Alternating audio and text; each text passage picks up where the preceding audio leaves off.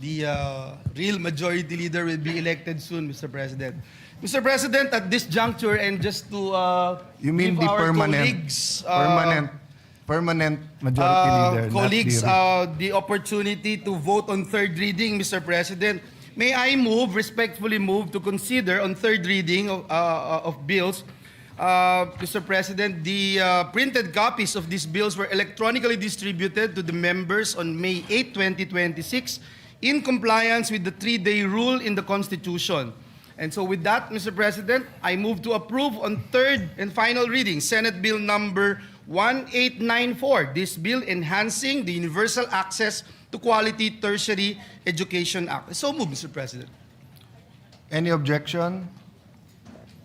There being none, consideration of Senate Bill number 1894 on third reading is in order.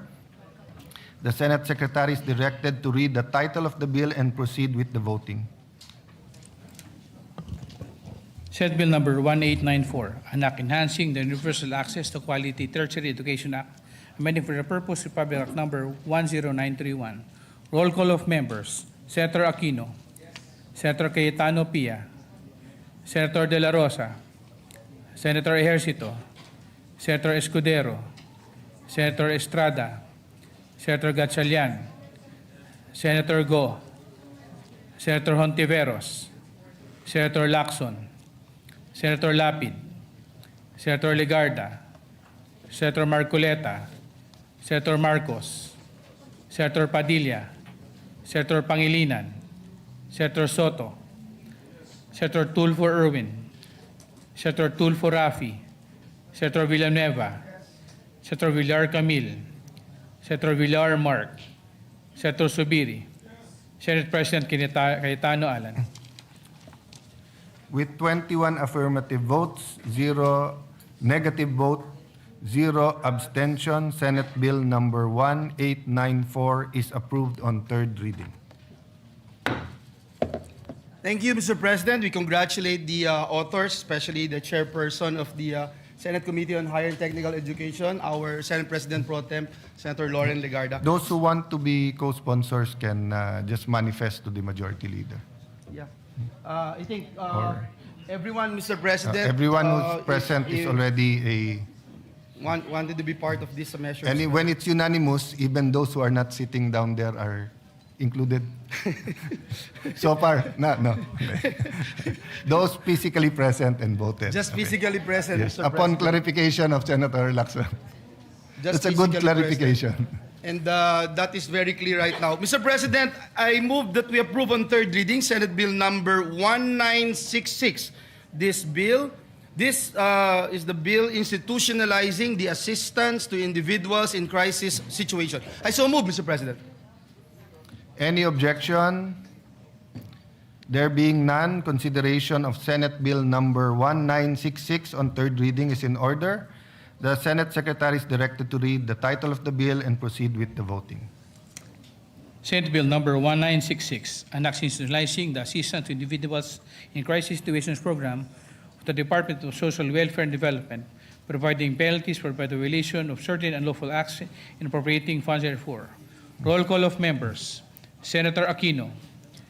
Senator Cayetano Pia. Senator De La Rosa. Senator Ejercito. Senator Escudero. Senator Estrada. Senator Gatchalian. Senator Go. Senator Hontiveros. Senator Lacson. Senator Lapid. Senator Legarda. Senator Marcoleta. Senator Marcos. Senator Padilla. Senator Pangilinan. Senator Soto. Senator Tulfo Erwin. Senator Tulfo Rafi. Senator Villanueva. Senator Villar Camil. Senator Villar Mark. Senator Subiri. Senate President Cayetano Alan. With 22 affirmative votes, 0 negative vote, 0 abstention, Senate Bill number 1966 is approved on third reading. Thank you, Mr. President. We'd like to congratulate all the authors led by the chairperson of the committee, Senator Erwin Tulfo. Mr. President, the good gentleman is seeking the floor. May Senator With the Mr. indulgence President, of Senator before we Tulfo. recognize Senator Erwin Tulfo, there is Yeah, just a point of clarification. there's a Yes. point of clarification. Maybe Senator Lacson acknowledge is that. recognized. Yes, I would just like to be clarified, Mr. President. In what capacity is Senator Pangilinan sponsoring a committee report tomorrow? I have a suggestion along that line. Maybe Yes. we can, the body can designate him as, no, in holdover capacity. So he can be, officially That's a capacitated. good suggestion, just to align in pursuant with Section 19. Thank you, Mr. President. Thank you. So if there are no objections, thank you for the suggestion, Senator Lacson. Senator Erwin Tulfo. Thank you, Mr. President. A quick manifestation. Mr. President, distinguished colleagues, as your outgoing chairperson of the Senate Committee on Social Justice, Welfare, and Rural Development, I wish to place on record my profound gratitude and deep appreciation as this August chamber approves on third reading Senate Bill number 1966 under Committee Report number 46 entitled The Assistance to Individuals in Crisis Situation, or AICS Act. This legislation goes beyond merely institutionalizing assistance. It institutionalizes the spirit of malasakit in public service. More importantly, it affirms our collective duty as a public servant to ensure that in times of hardship and uncertainty, government responds not with indifference, but with urgency, compassion, and decisive action for the welfare of every Filipino. Sa gitna po ng hirap at pangangailangan, hindi dapat pinapabayaan ng ating mga kababayan. Ang tulong ng pamahalaan ay dapat mabilis, maayos at may malasakit. Mr. President, allow me to extend my sincerest gratitude to all the authors who stood behind this measure. Senator Amy Marcos, Senator Christopher Bongo, Senator Jingo Estrada, to Senator Joel Villanueva, who conveyed his intention to be made co-author of this significant bill. Thank you, Madam and Sirs. Your support reflects our shared belief that public service must always put people first. Maraming salamat po sa inyong dedikasyon at tunay na malasakit sa sambayan ng Pilipino. The significance of the AICS program becomes even more evident during periods of national and global uncertainty, when ordinary Filipinos are most vulnerable to the effects of economic disruption. Sa panahon po ng krisis, higit na naramdaman ng ating mga kababayan ang pangangailangan ng agarang tulong at tunay na malasakit mula po sa ating pamahalaan. Amid the recent tensions involving Iran and resulting volatility in global oil prices, assistance mechanism under AICS program became an important source of relief for many Filipinos, particularly in transport drivers and operators who bore the heavy burden of rising fuel costs. Sa patuloy na pagtaas ng presyo ng langis, maraming super at operator ang nahirapang maitawid po, Ginoong Pangulo, ang araw-araw na pangangailangan ng kanilang pamilya. Through timely emergency assistance and fuel subsidy interventions, our government was able to provide much-needed relief and help lighten the daily burden of those who, despite rising costs and personal sacrifices, continue to keep our communities connected, our economy moving forward. Sa pamagitan po ng agarang tulong mula sa AICS, na ipapakita po natin na ang pamahalaan may malasakit ay hindi po nagpamabaya, lalo na sa mga manggagawang patuloy na nagsasakripisyo para sa sambayanan. To the committee's technical working groups, partner agencies, and hardworking personnel behind this legislation, we thank you for transforming compassion into concrete action.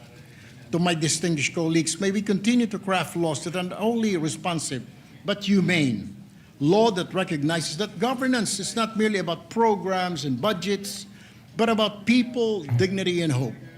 Ang pagpasa po ng AICS Act ay isang matibay na patunay na ang pamahalaan ay may malasakit, ay pamahalaang tunay na kumakalinga, handa laging umalalay, umunawa at tumugon sa pangangailangan ng bawat Pilipino sa oras po ng kagipitan. Again, Mr. President, to all the authors and supporters of the AICS Act, thank you for your unity, compassion, and unwavering commitment to the Filipino people. We stand united, no matter what political colors we have. There is no crisis too great that we cannot overcome. Muli po, maraming salamat sa aking mga kasamahan, both in the majority and minority, at sa sambayan ng Pilipino. Thank you and good afternoon, Ginoong Well, the Pangulo. chair recognizes the work of the good senator in social justice and social welfare Very well taken ang manifestation, except the part that he said he will be leaving the committee. We're not yet that sure, as we recognize your work in that committee. Thank you for your manifestation. Senator, Mr. President, next to explain her vote, especially on Senate Bill number 1894, is the distinguished lady from Antique, the chairperson of the Senate Committee on Higher and Technical Education, Senator Lauren Legarda. I move that she be recognized, Mr. President. Mr. President, esteemed colleagues, I would like to thank all our colleagues in the unanimous vote on the free tertiary education amendments. And we know that this measure strengthens RA 10931 and ensures the promise of free and equitable tertiary education, that it truly reaches the poorest Filipino families. EDCOM 2 revealed stark gaps in the implementation of student assistance programs. Many of our most vulnerable learners continue to struggle with the rising cost of transportation, food, housing, and school requirements despite existing support mechanisms. This bill ensures that limited government resources are directed first to those who need them most, aligns allocation strictly with household income, guarantees timely inflation-adjusted support, and demands accountability for the use of public funds. Ang edukasyon ay hindi lang dapat libre, dapat ito'y makabuluhan at nagubungan ng tunay na oportunidad mula enrollment hanggang graduation at trabaho. This measure is for our students, especially the poorest, who now know that the government stands behind their dreams. Dapat laging patas ang pagbibigay ng pagkakataon sa bawat batang Pilipino na nangangarap. I would like to thank my fellow EDCOM 2 commissioners, Senator Bam Aquino, Senator Joel Villanueva, Senator Sherwin Gatchalian, Senator Alan Peter Cayetano, now Senate President, as well as Senator Pia Cayetano, Senator Christopher Lawrence Go, Senator Francis Escudero, Senator Jinggoy Ejercito Estrada, Senator Risa Ontiveros, Senator J.V. Ejercito, Senator Rafi Tulfo, Senator Robin Padilla, and Senator Kiko Pangilinan for your steadfast support. I express my deep gratitude to all who joined in advancing this measure. And just to take note that the House of Representatives had already passed this measure on third reading. Thank you, Mr. President. Thank you, Mr. President. Before I ask for this representation's recognition, Mr. President, our dear colleague, Senator Risa Ontiveros, is seeking the floor. May I move that she be recognized, Mr. President? yeah, Senator Antiveros is recognized. And we thank Senator Legarda for her explanation of the vote. Salamat po, Mr. President. Inquiry, Mr. President, in line dun sa action ng body natin regarding Senator Pangilinan on the suggestion of Senator Lacson. Two inquiries, Mr. President. For clarity, Mr. President, dahil this representation is the former chair of the Senate Committee on Women and also former chair of the Senate Committee on Health. Kanina po kasi ang conversation nga ay tungkol sa committee hearings for bills that are ready for amendments on the floor. Halimbawa itong apat, Mr. President. So, ang unang inquiry ko po, would I still be allowed to introduce the amendments as former chair in relation po to the action of the body on holdover capacity of Senator Pangilinan in his former committee, Mr. President? So, First inquiry. as to introducing individual amendments as a senator, of course, that's always your right. But as to sponsoring, the majority leader and myself will be discussing all the pending bills on the floor when we go in caucus right after this, and we hope to ask for a all-member caucus by tomorrow to discuss that, but also to discuss the articles of impeachment. Salamat, Mr. President. And this representation anticipates the response of the Senate President and the Majority Leader. Just to add one detail on the anti-hospital detention bill, ang particular status po niyan, Mr. President, is babasahin na lang yung amendments. And then, pending the decision of the body, pwede na pong i-close on second reading. Second and last inquiry for now, Mr. President, regarding the bills that are for interpellation, because lastly, this representation is also former chair of the Senate Committee on Electoral Reforms. Bills, Mr. President, like the party list reform, the anti-political dynasty bill, and then also within the Committee on Health, the UHC Medical Assistance Program, and the Healthcare Proxy Act. So again, Mr. President, should this representation continue to sponsor and defend them on the floor, or is it correct that the leadership change has prevented this, Mr. President? Same answer, and to be completely honest, because Senator Villanueva has not accepted the position of majority floor leader, so I cannot assign him to go to the former chairpersons to get their pleasure yet, because he has only agreed to be acting floor leader. But after our caucus this afternoon, tomorrow, we should have a regular, not real, a permanent majority leader, at least until the body would like to pick someone else. No? Maraming salamat, Mr. President, and I we'd know also that... the chair would like to thank you for your work on the Committee on Health. Thank you, Mr. President. And this representation knows that the Senate President is also keenly aware kung ganong katagal at katinding iniintay itong mga bills ng mga iba't ibang stakeholders at partners ng Senado, including mga children's rights advocates, syempre yung mga lahat ng pasyenteng Pilipino at mga pamilya po nila, yung ating mga barangay health workers, yung mga political reform advocates, among others, Mr. President. Salamat po, Mr. President. Just for the answer regarding your query as far as the rules are concerned, because the author of the bill can also sponsor, a member of the committee can also sponsor, and the former chair is a member of the committee. So technically, you can. So it's just a matter of the majority leader and the new majority would like that on the floor at the moment. And again, I thank you. I thank Senator Pia, Senator Loren, Senator Bongo on your work on the Committee on Health. I was informed recently, hindi na naman nabid or hindi pa nabibid, that's 2 weeks ago, yung flu vaccines. And meron dalawang hemisphere yan southern and northern. No? Yung sa atin, patapos na or tapos na by now, patapos na ata, hindi pa rin nabibid. So we really need the Department of Health to shape up. No? And your work during your term as chairman of the Committee on Health is appreciated. Thank you. Mr. President, Senator Mark Villar is also seeking the floor to explain his vote. I move that he be recognized, Mr. President. Senator Mark Villar is recognized.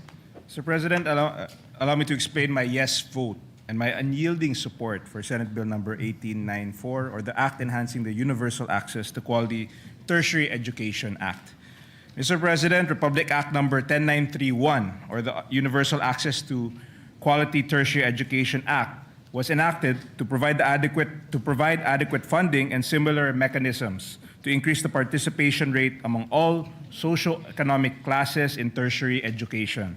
While the law provides for free tuition, it does not cover the incidental expenses of studying and going to school in college. Mr. President, maraming kabataang Pilipino ang gusto makapagtapos ng kolehiyo, ngunit walang sapat na pinansyal na kakayahan upang tustusan ang pang-araw-araw na gastusin sa eskwelahan. Bagaman libre ang tuition fee, mahirap para sa ilan nating mga kababayan ang tiyakin na mayroon silang gagastusin sa pamasahe at pagkain pagpasok sa eskwelahan. Kung kaya, Mr. President, napipilitan ng marami na tumigil sa pag-aaral para magtrabaho upang tustusan ang pang-araw-araw na gastusin ng sarili at ng kanilang pamilya. Sa pag-aproba natin ng panukalang ito, wala nang estudyante ang mapipilitang magtrabaho upang tustusan ang kanilang pag-aaral. Posible na makapag-focus na sila sa kanilang pag-aaral at hindi na iisipin kung saan kukunin ang panggastos. Mr. President, this bill will narrow the gap between the objectives of the free tertiary education law and the glaring realities on the ground faced by the underprivileged and marginalized. Again, I would like to thank the distinguished lady from Antique, Senator Loren Legarda, for shepherding this bill, and of course, Senator Bam Aquino for initially championing this measure in these very halls. With the indulgence of the good sponsor, again, you mentioned it earlier, but I'd just like to reiterate that I would also like to be made a co-author of this bill. Thank you, Mr. President. Thank you, Thank you very Senator much, Villar. Senator Villar. May I be allowed, Mr. President, just to give a very short explanation on this particular measure, because this is also our pet bill, Mr. President. If you accept the position of Majority Leader, then you can proceed. Thank you for being considerate, Mr. President. Mr. President, we vote yes on the proposed amendments to the Universal Access to Quality Tertiary Education Act. When we enacted, Mr. President, this RA 10931 during the 17th Congress, we opened the doors of higher education to millions of young Filipinos.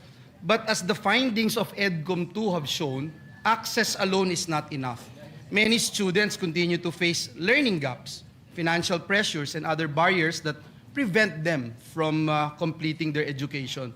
Now, through the work of EDCOM2, particularly, Mr. President, in our role as chairperson of the Standing Committee on Technical Vocational Education and Training and Lifelong Learning, we have seen the urgent need to strengthen support systems for learners and make our education system more responsive to present realities.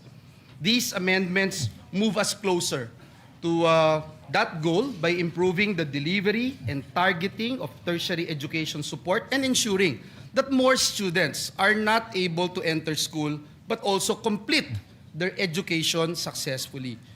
Kaya, Ginoong Pangulo, hindi lamang po ito usapin ng libreng matrikula, ito po ay usapin ng tunay na oportunidad at mas magandang kinabukasan para sa ating mga kabataan. Muli, binabati natin si Senator Loren Legarda for sponsoring and defending this measure and our co-authors. For these reasons, Mr. President, and as author and co-sponsor of this measure, we reiterate our yes vote. Itaas po natin ang antas ng edukasyon sa Pilipinas. Maraming salamat po and may God bless us all. Thank you. Mr. President, Senator Risa Ontiveros is seeking the floor. I move that she be recognized. Thank you, Majority Leader, for your explanation of vote. Senator Risa Ontiveros. Salamat po, Mr. President. Mr. President, I vote yes to the Enhancing the Universal Access to Quality Tertiary Education Act. The Free Higher Education Law transformed millions of lives, but delays in subsidies and funding gaps have failed many students and strained our SUCs and LUCs.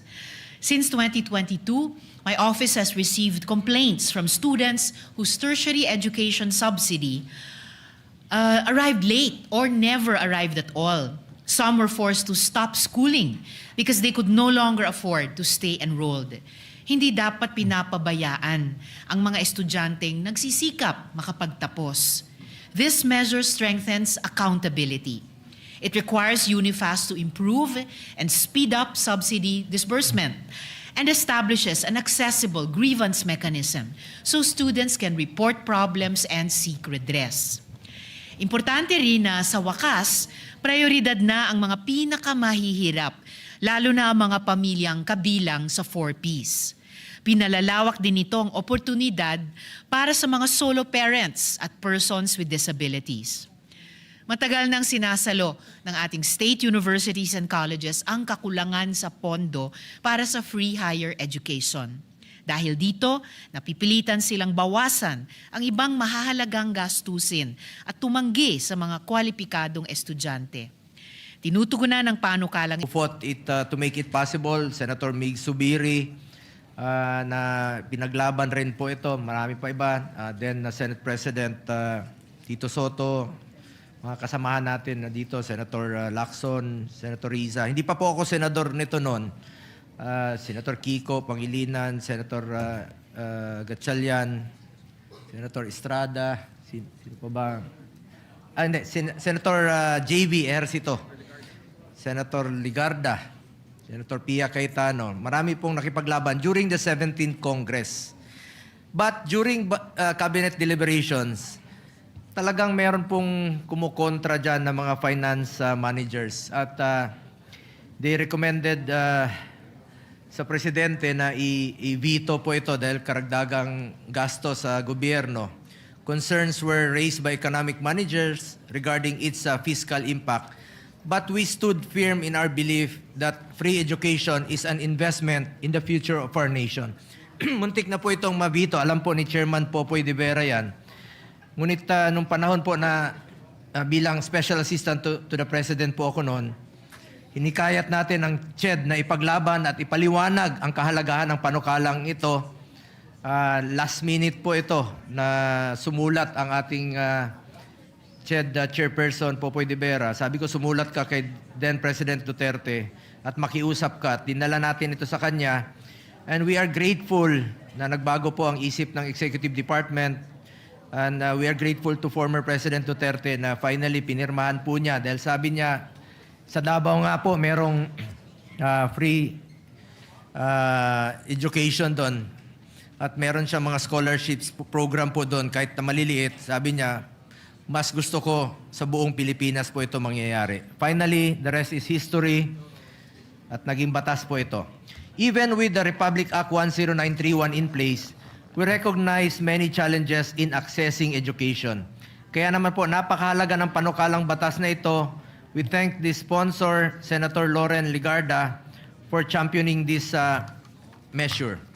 Mr. President, sa panukalang ito, bago ko makalimutan si Senator Alan, nung membro po siya ng 17th Congress noon, na I'm sure sinuportahan niya rin po ito. But naging Secretary of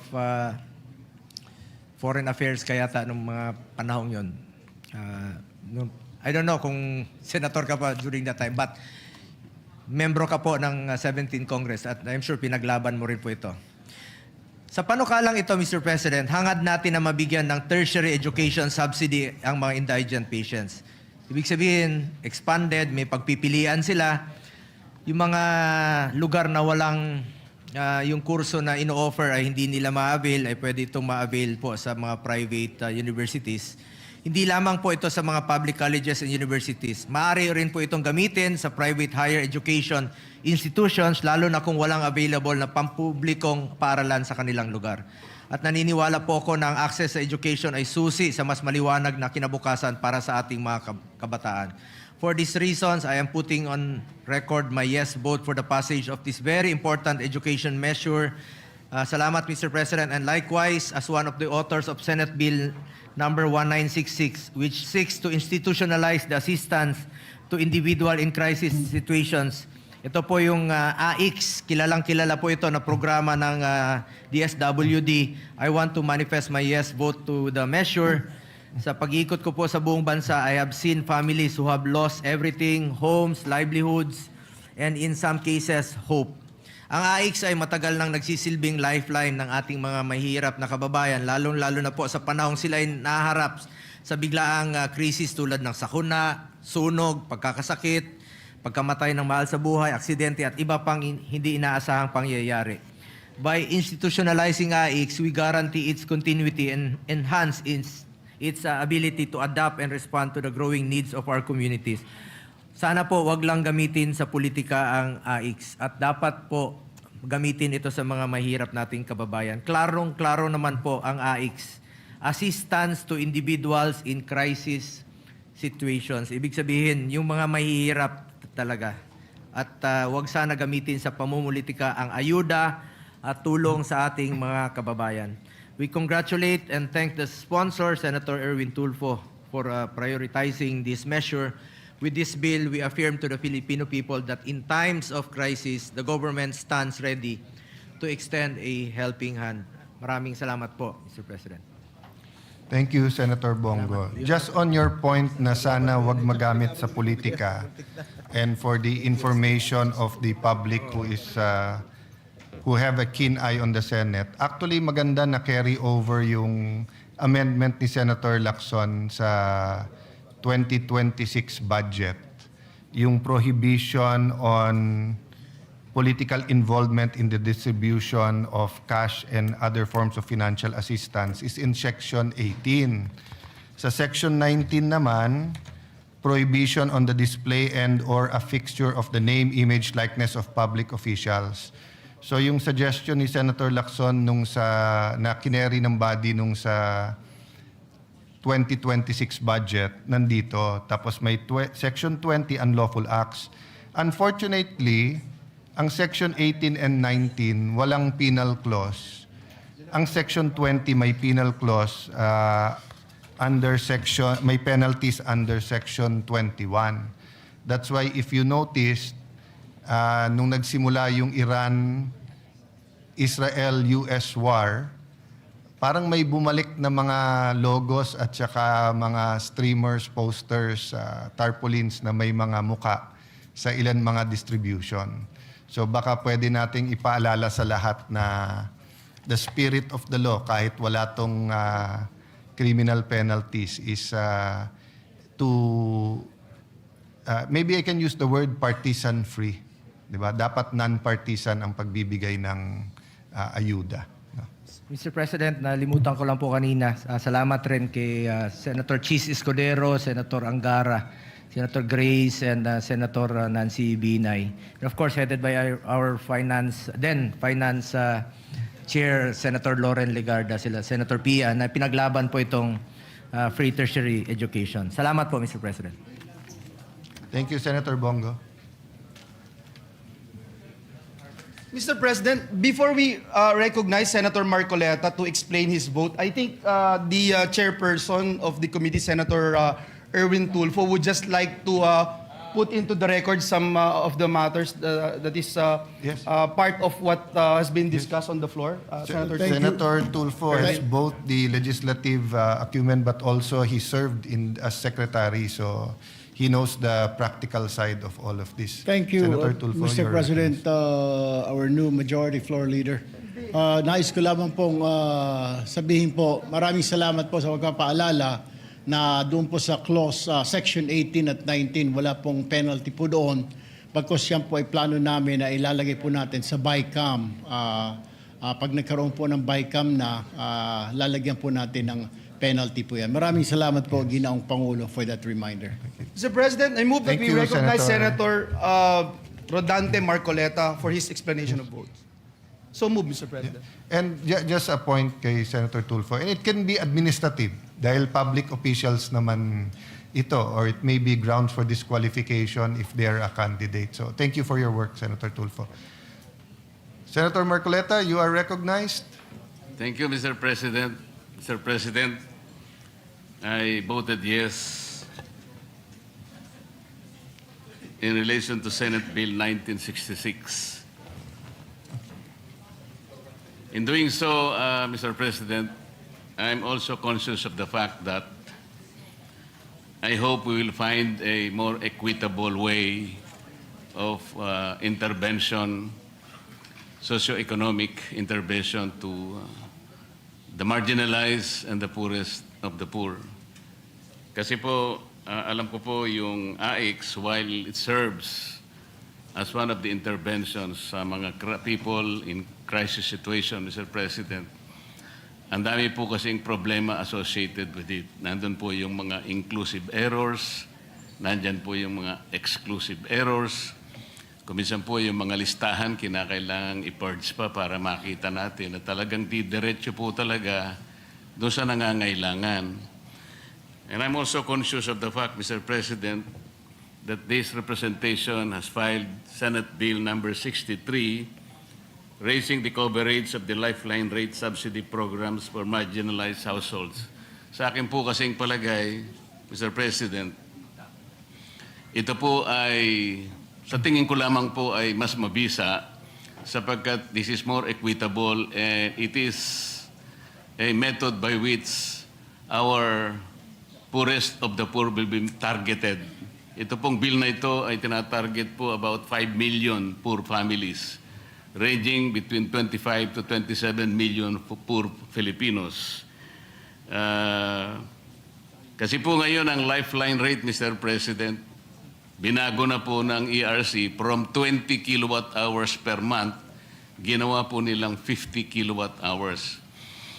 Ano pong initial po naming deliberation sa Energy Committee ng ating kasama, Senator Pia, miski siya po nabigla na yun pong 50 kilowatt per hour per month, Mr. President, ay sapat lamang po pala para pailawan ng 2 bombilya, isang electric pan, tsaka siguro isang transistor.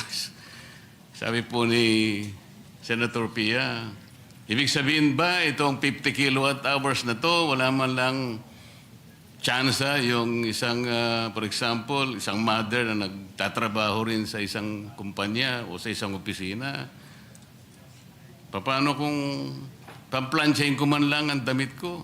Very basic naman ito. That's why, Mr. President, dito po sa bill na to, yung 200 kilowatt hours per month, ito po yung magiging subsidy ng ating mga households.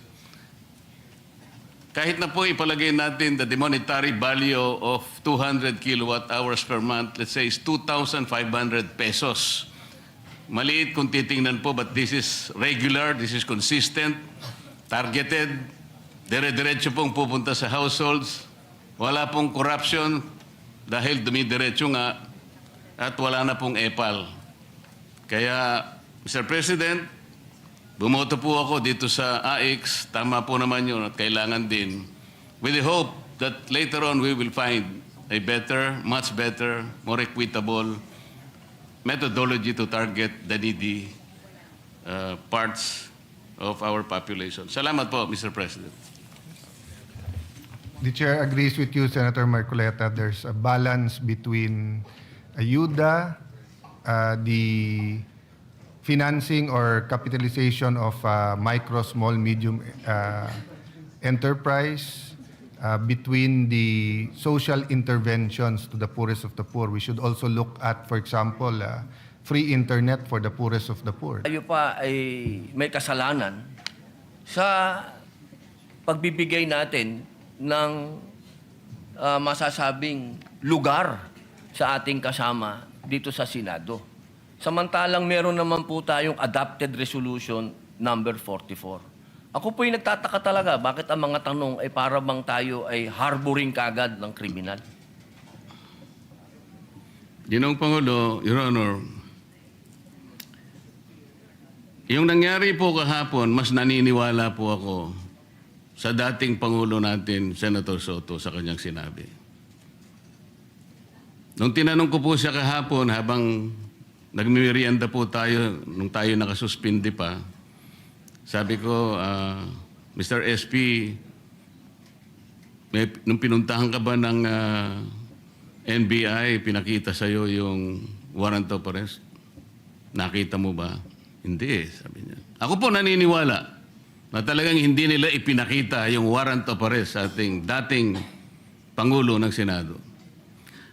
Ang ating pong miyembro ng press, Mr. President, mahilig lang silang tanong ng tanong eh. Pero yung basic yun ang ayaw nilang tanungin eh.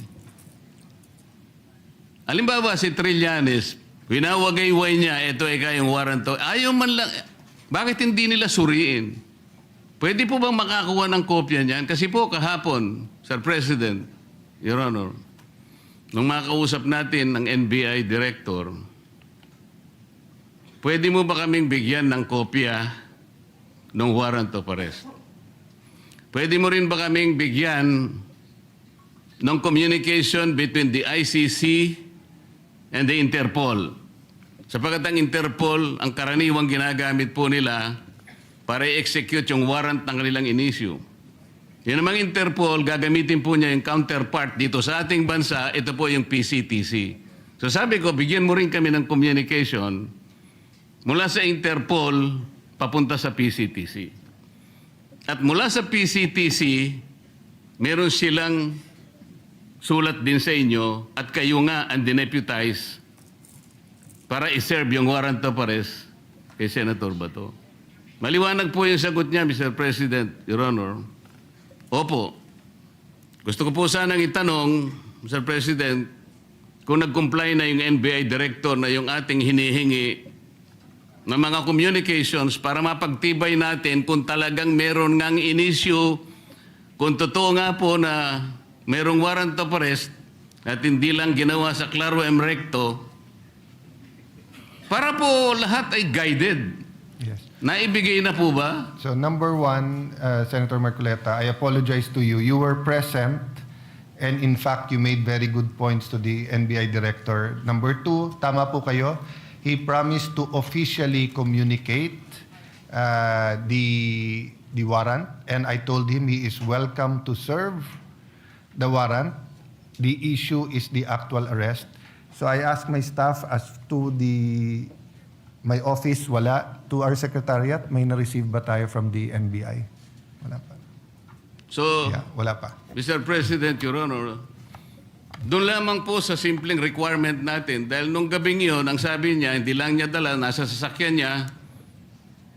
So hindi na natin siya pinilit, dahil yung sasakyan niya nasa labas. Pero, Mr. President, Your Honor, alas 5 na po eh.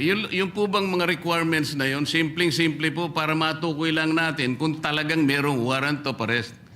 Bakit hindi po hanggang ngayon ay naibibigay ng NBI na sila pala, allegedly, ang dineputize ng kung sino-sino na iserve ang warrant of arrest sa ating kasama? Bakit po? O baka nga po wala eh. Ito yung pinaka-problema. Ang dami pong kumakalat na issue sa labas.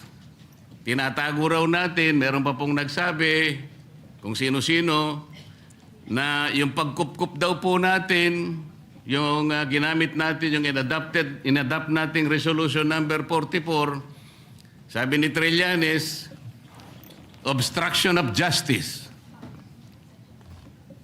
Yan po yung mga pinagsasasabi nila.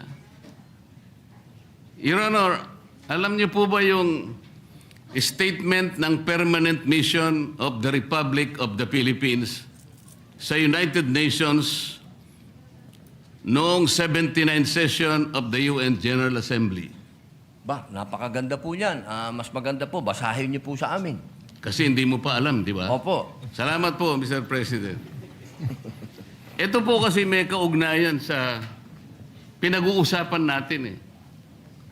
Ito pong 79th session of the UN General Assembly ay may kinalaman po sa pagde-define ng scope and application of the principle of universal jurisdiction. Ito po yung naganap, Mr. President, on October 16, 2024.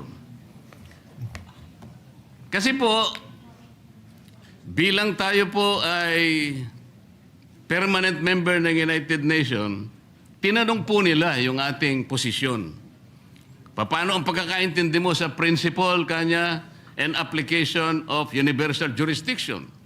Ang sabi po ng Pilipinas, Mr. President, Your Honor, kami po sabi niya the general rule is that jurisdiction is territorial.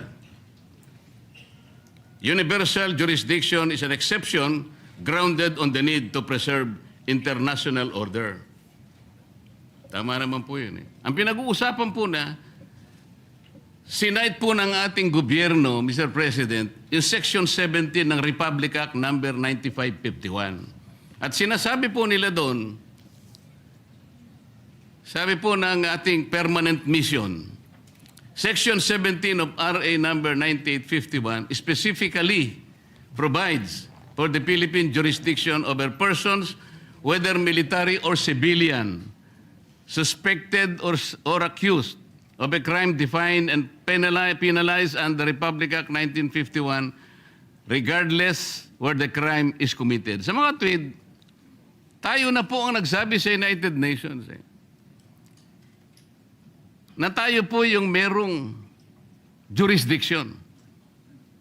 At sinama pa nga po yung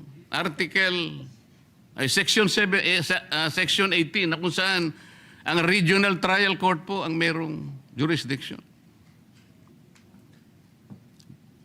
Primary and exclusive jurisdiction. Kanina po, Mr. President, Your Honor, binanggit po ninyo, yung warrant of arrest kasi kanya galing sa korteng hindi sa domestic nanggaling. Nanggaling naman talaga raw sa ICC. Ipagpalagay na po natin, Mr. President, na totoo nga at hindi peke yung warrant of arrest. Kunwari valid. Ang sinasabi po ng ating batas, Mr. President, isasagawa mo lang ito sang-ayon or in accordance with the extradition laws and treaties obtaining in this country. Mr. President, wala po tayong extradition treaty sa ICC. For the simple reason that ICC is not a country. Wala rin po tayong treaty sapagkat nag-withdraw na po natin. Nag-withdraw na po tayo sa ICC. O paano niya po i-apply yung kanilang warrant of arrest? Ang jurisdiction po ay atin na. Mr. President, Your Honor, on May 10, 2026, ang ating kasama, Senator Bato, was served a subpoena by the CIDG for the alleged crime of EJK. Ano po ibig sabihin nun, Mr. President? Yung pag-serve po ng subpoena, na-operationalize na po, active na po yung kaso kahit nasa investigative and prosecutorial stage pa lang. Ibig sabihin, our National Prosecution Service is already actively on the case. Paano po papasok ang ICC? The core function of the ICC, Mr. President, is under the principle of complementarity.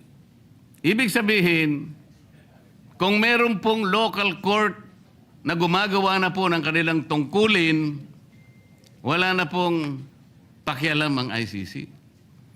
Nang nangyari po, aktibo na pong pinupurso ang kaso, allegedly, EJK sa ating kasamahan. Papasok pa uli ang ICC. Sarili po ba nilang prinsipyo ay kanilang babaliwalain? Papayag ka pa doon, Mr. President, Your Honor?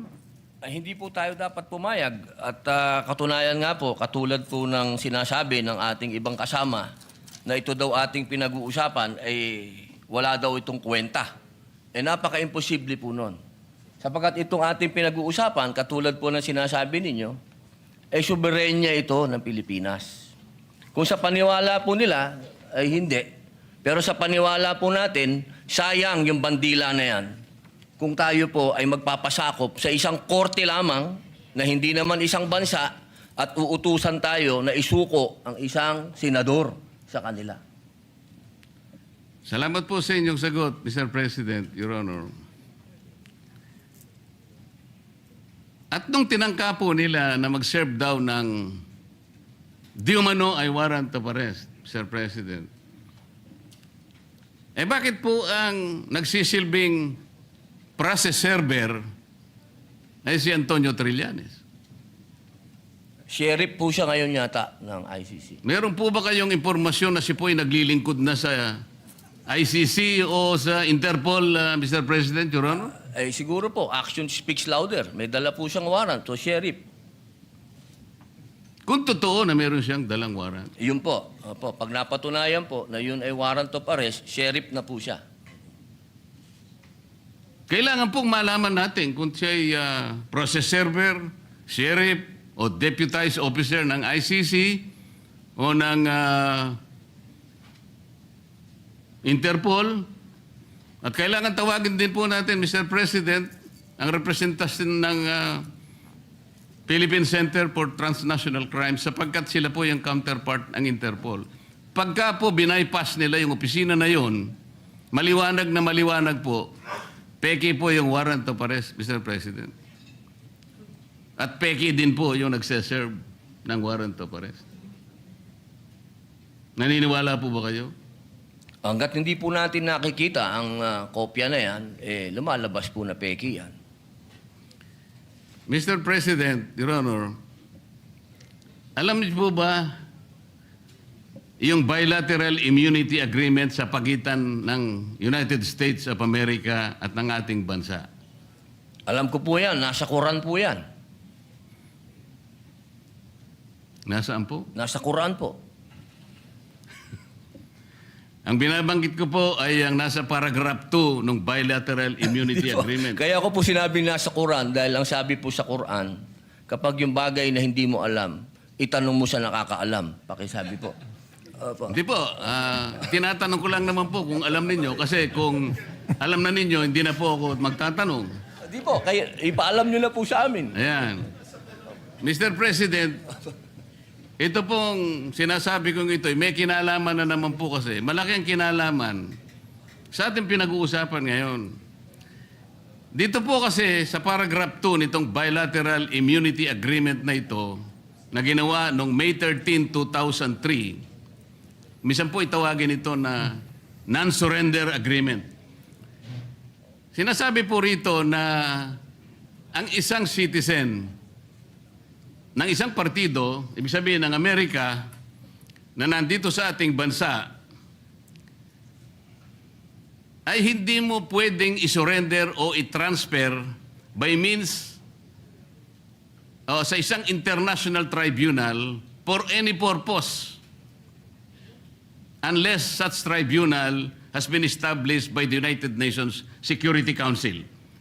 Ano po ang ibig sabihin nun, Mr. President, Your Honor? Yung ICC po kasi, hindi po established international tribunal ng UN Security Council.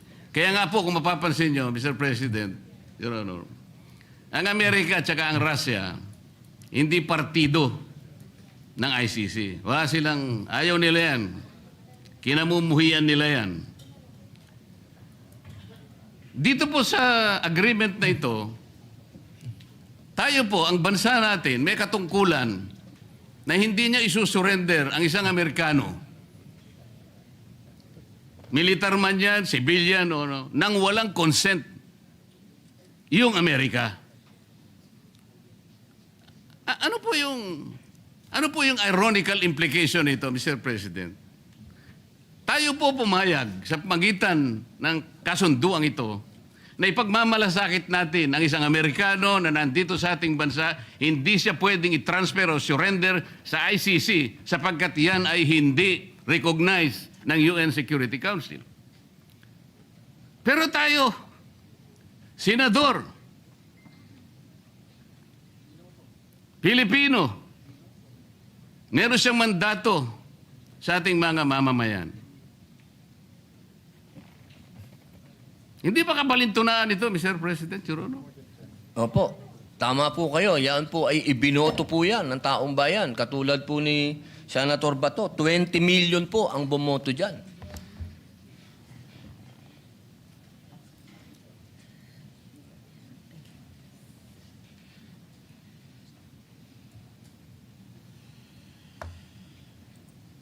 Kaya ko lang nang po tinatanong, Mr. President, hindi ko po lubos na maisip, tayo pala kaya nating ipagtanggol ang hindi isang Pilipino, kahit hindi Pilipino, dahil lamang nakipagkasunduan tayo. Pero sarili nating kapwa Pilipino, may mandato sapagkat nagsisilbing senador ng ating bansa. Hindi natin kayang ipagtanggol.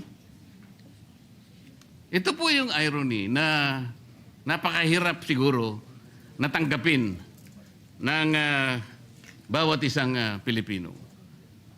Tama po kayo eh. Ang warrant of arrest po ay galing sa ICC. Ang kaso po ni Senator Trillanes ay iba sapagkat ang nag-issue ng warrant of arrest ay sarili nating korte na kailangang igalang. Ganon din po ang warrant of arrest na inisyo kay dating Senador Laila de Lima. Pero ito'y natatangi po eh. Kung totoo po na yun, ay talagang totoong warrant of arrest. At yun ay nakabase sa saligan mismo, ang Rome Statute. Bakit hindi muna nila unang basahin, Mr. President, yung Article 59 ng Rome Statute, na kung saan sinasabi ron, yung aarestuhin mong tao, kailangan madaliin mong ilagak sa isang competent judicial authority ng custodial estate. Ano ang custodial estate? Yung ating bansa. Bakit po kailangan yon? Maski ang ICC, kinikilala niya yun. Dahil meron pong mga prosesong dapat na mapagtibay. Una, kailangan malaman natin kung yung warrant of arrest aplikable doon sa tao na yun. Dito lang, sa pinag-uusapan natin, hindi aplikable kay Senator Bato. So meron siyang recourse para questionin yung warrant of arrest. Kaya importante na ilagak mo siya sa isang competent judicial authority. Ang isa pang kinakailangan mong maisaalang-alang doon, Mr. President, Your Honor, ay kailangan yung proseso ay naigalang lahat. At lalong-lalo na yung kanyang karapatan ay talagang nasino. Yun po yung inihingi nun eh. At ang isa pa po, meron siyang karapatan na magpetisyon kung sakaling yung custodial estate na yon ay i-detain yung na-aresto, na magpetisyon ng immediate release or provisional release. Lahat ng ito ay hindi magagawa, Mr. President, Your Honor, kung kikilalanin natin yung warrant of arrest na valid sa ating jurisdiction. Meron po siyang katapat na batas eh. Meron tayong local na batas, RA 9851, na humahatol at nagbibigay parusa sa mga ganun ding mga kasalanan na siya din naman ang nililitis ng ICC. So sa prinsipyo po ng complementarity, Mr. President, maliwanag po na nasa jurisdiction na po ng ating lokal na mga hukuman ang pag-aasunto kung meron ng basihan sa ating kasama. Hindi na dapat kilalanin yung ICC sapagkat ang batayan lang nila ay yung tinatawag na principle of complementarity. Malinaw po na nangunguna po, may primary po jurisdiction ang ating lokal na korte. Exclusive and primary jurisdiction, yun po importante. Ngayon, yung pong mga nagkukunwa na process server, nagkukunwa na sheriff, nagkukunwa kung ano man sila ng ICC, kung bayaran sila o hindi, dapat po tingnan muna nila lahat yung mga bagay na pinag-uusapan natin. Bago nila puntahan ang isang institusyon katulad nito, nahahabulin pa yung isa sa atin. Ang pangyayari po kahapon, uulitin po natin, Mr. President, kailanman po ay hindi nangyari sa kasaysayan ng institusyong ito. Tinanong ko pa nga po kahapon sa ating director ng NBI dahil pinipilit niya. Kaya po nung papunta na, kung makakapasok po si Senator Bato sa session hall, ay wag nyo na siyang tutugisin. Para bang ang parte lamang ng Senado, Mr. President, ay itong session hall. So nung tinanong ko, bakit po yung parking area namin na kung saan nagsimula ang habulan, at saka yung mga hagdanan ay hindi ba parte ng institusyong ito?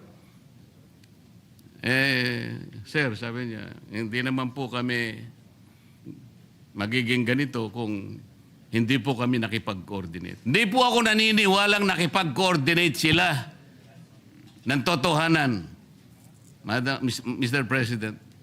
Mas naniniwala po ako sa ating former President na hindi niya papayagan kung alam lamang niya ang kanilang balak na pagdakip at pamamaraan ng pag-iinsulto sa bulwagang ito, Mr. President. Maraming salamat po, Your Honor. Maraming salamat po. Madam President? Madam President? Opo. Senator Padilla, please proceed. Yes. Opo. Meron lang po akong mga konting katanungan sa inyo. Sapagkat gusto ko po sanang ireklamo si Senator Pangilinan sa pagsigaw. Meron po ba siya rules natin na sinasabing pwede mong sigawan ng kapwa mo senador?